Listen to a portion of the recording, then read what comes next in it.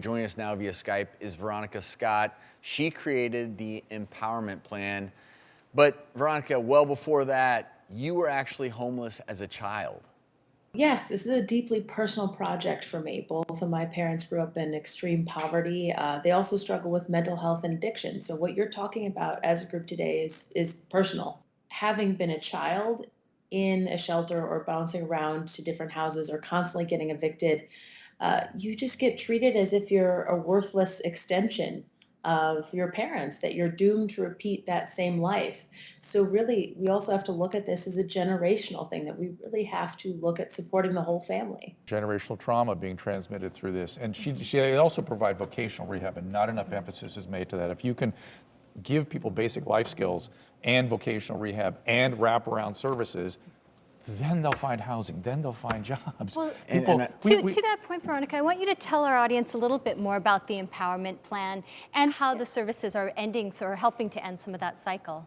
I created Empowerment Plan, which is this nonprofit around hiring individuals from shelters and offering a lot of wraparound services and helping them use this as a stepping stone into something greater.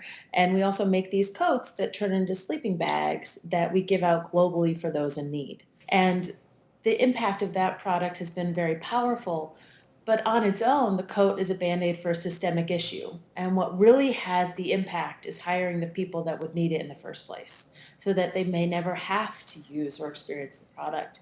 And what we do is very unique. So we employ somebody, we go into shelters and we hire.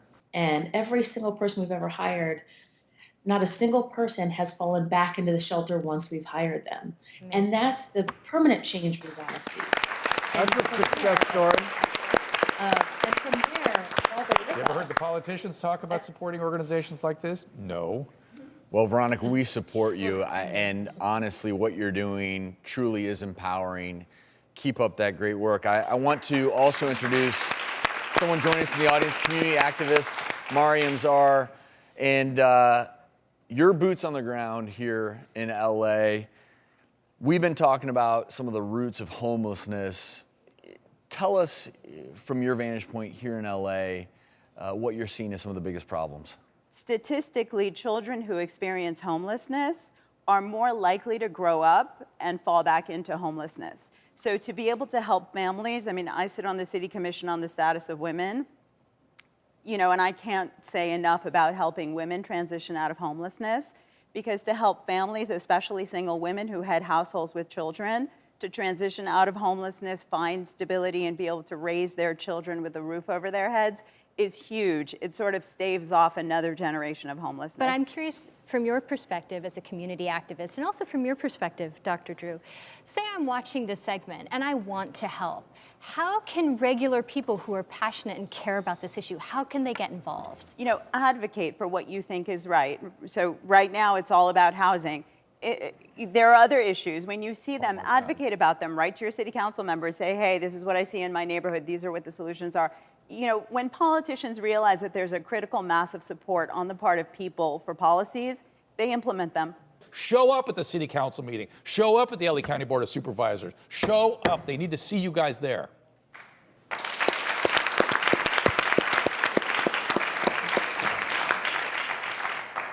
Mauryan, thank you. Thank you for all you do. Veronika, thank you. And Dr. Drew, thank you for your passion on this topic.